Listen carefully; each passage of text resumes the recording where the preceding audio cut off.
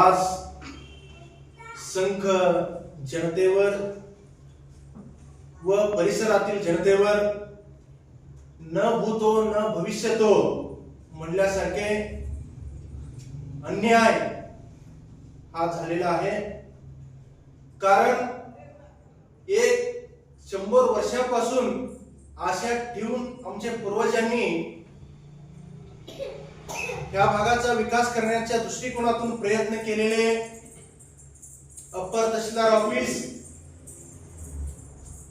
काही षड्यंत्र करून उमदीला घेऊन जाण्याचा प्रयत्न चालू आहे।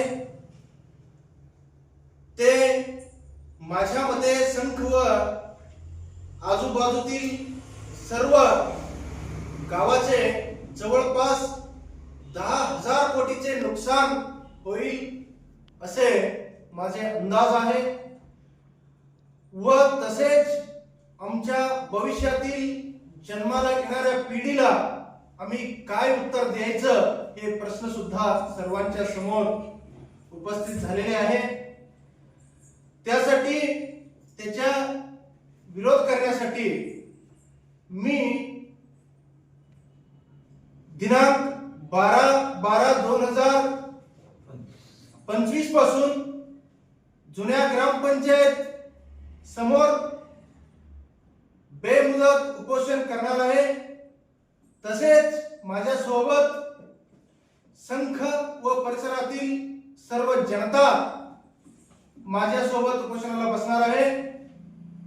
तरी आमचे मागणी असं आहे की आता काय षड्यंत्र चालू आहे, संख अप्पर तहसीलदार कार्यालयाचे मंडळ फोडून उमदीला नवीन अप्पर तहसीलदार कार्यालय करायचे, ते तात्काळ कायमस्वरूपी स्थगिती देण्यात यावा व संख हा तालुका जाहीर करावा असे आमचे प्रमुख मागणी आहे।